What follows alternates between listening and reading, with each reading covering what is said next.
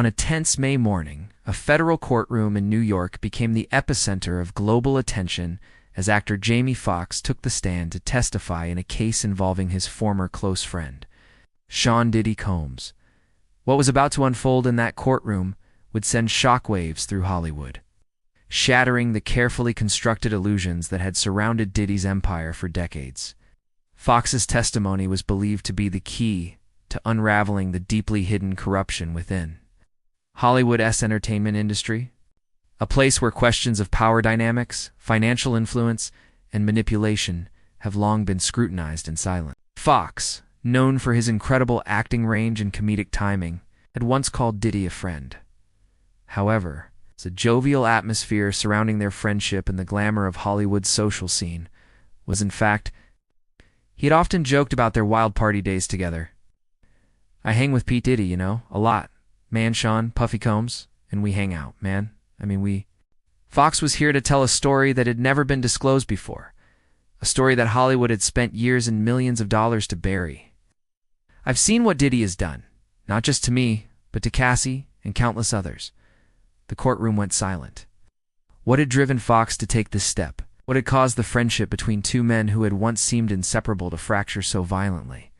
This wasn't just a man recounting a betrayal. It was the revelation of a twisted, hidden truth that would shake Hollywood to its very core. As Foxx ascended in Hollywood, found himself invited to the exclusive parties thrown by Diddy parties, but I was wrong.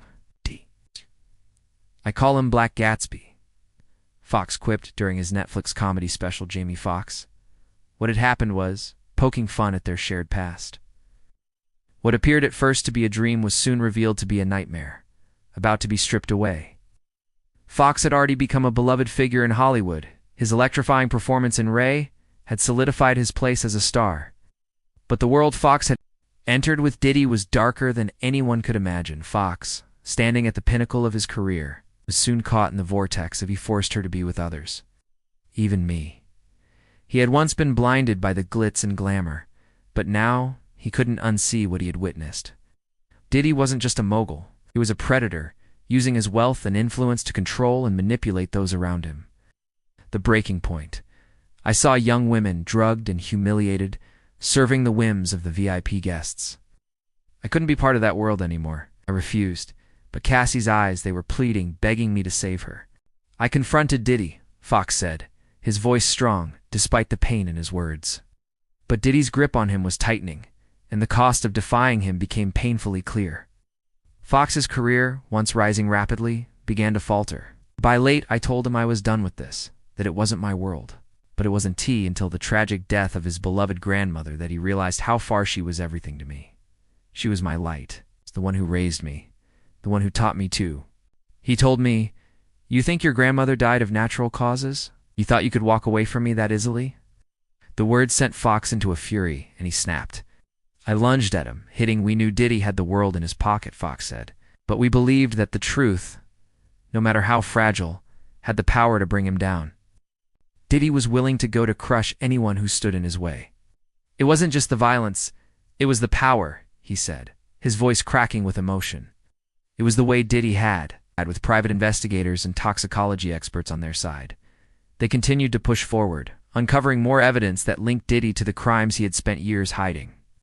The footage showed Diddy in a hotel hallway, violently attacking Cassie in a fit of rage. The video was their final weapon, the evidence that would expose Diddy for what he truly was. Diddy had built his empire on the backs of those he had destroyed, but now the walls were closing in. The public was, but he's not untouchable, and I'm here to prove it. He enlisted the help of Cassie Ventura, who had suffered under Diddy's control for years, and together they began to uncover a trail of evidence that would eventually bring Diddy to justice. The support for Foxx and Cassie was growing by the day.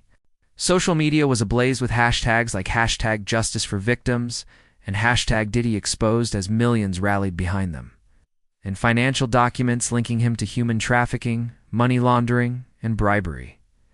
"I'm standing here for Cassie," he said. "For the women whose lives he shattered, for my grandmother whose life Diddy stole." The final question remained. Would Diddy's empire crumble under the weight of the truth? Or would the corrupt power structures that had protected him for so long continue to shield him from justice? Every step was dangerous, but they were determined to see it through. My grandmother was innocent, and here he was, mocking her death, mocking me. This moment marked a dramatic turning point in Foxx's life. He's no longer willing to stay silent. Foxx soon realized that these parties weren't just about power and influence, they were gateways to something much darker. A world where manipulation, extortion, and violence were all too real. Roles started disappearing, people started whispering. My reputation was under attack, and I knew Diddy had something to do with it. But I didn't care anymore. I had to get out. He said, "You think you can just walk away from me? You'll pay for it?" As soon as the video hit the internet, it was erased. Social media platforms complicit in Diddy's empire swiftly took down any trace of the video, silencing those who tried to speak out. What awaited him on the other side was far worse than anything he could have imagined. He was in a place where the lights of Hollywood no longer shined, replaced instead by shadows of Jamie Foxx, once Diddy's closest ally and a frequent guest at his infamous. Foxx recalled, describing one of the most chilling moments of his life. He was led down a dark end. By 2013, Foxx had reached the breaking point. The freak-off parties, as they were called, were lavish affairs where the elite of "I'm here to unmask the devil hiding in plain sight," Foxx began, his voice steady but full of emotional weight. The drama that unfolded within that courtroom was beyond anything anyone could have predicted. Parties was now standing as the man to expose Diddy's criminal empire. To understand the full scope of Foxx's testimony, we must rewind to 2004. The year Foxx entered Diddy's orbit, believing it to be the opportunity of a lifetime. It promised access to the highest echelons of the entertainment world. It was at these parties that Foxx first saw the darker side of Diddy's power. "I started hanging out with Sean Combs in 2004, invited to rub shoulders with a music icon thinking it was the chance to transform my life," Foxx testified. "What I saw and went through it was a nightmare. Sean Combs isn't human. He's a monster." Diddy's world, a world where fame and fortune were traded for silence and submission. Hollywood came to party, but these events were far from glamorous. "I was in that tunnel, ... I might go into the wrong place in the smoke. A tunnel at one of Diddy's infamous mansions, the air thick with tension. Violence, drugs, and degradation. I saw Cassie being brutally beaten by Diddy," Foxx continued, his voice thick with emotion. The horror of that moment marked the beginning of Foxx's disillusionment. Foxx described the psychological toll the parties took on him. The ability to bend people to his will, to break them without anyone noticing. The tipping point came when Foxx realized the depth of Diddy's control over not just the women around him, but his own friends. "Anymore, I thought I could walk away. But Diddy wasn't just going to let me leave."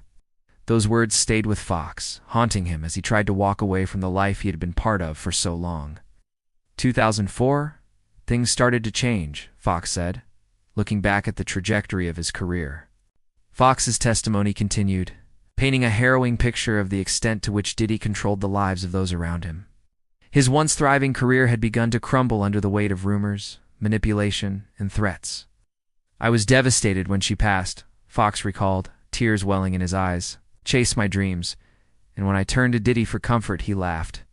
Him across the face, Foxx admitted, "I couldn't believe what I was hearing." Foxx began to gather evidence, compiling a dossier on Diddy's criminal empire. Their efforts were met with relentless opposition. Diddy's empire had eyes everywhere, and every step Foxx and Cassie took was watched closely. But they refused to back down. For years, they gathered evidence, video footage of brutal assaults, audio recordings of Diddy making chilling threats. By 2023, after nearly 2 decades of hiding in the shadows, Foxx and Cassie released a video that would change everything. But Diddy, ever the predator, had been tracking their every move. Despite the setbacks, Foxx and Cassie refused to give up. Now, in this historic courtroom, Foxx stands tall. Armed with irrefutable, evidence-hidden camera footage, bank records, and testimony from witnesses who had been silenced for too long. "Diddy may be powerful," Foxx declared, his voice resolute. The truth, as painful as it was, had to come to light. Watching, as Foxx finished his testimony, he locked eyes with Diddy one last time. Hollywood's darkest secrets were being dragged into the light, and there was no turning back now.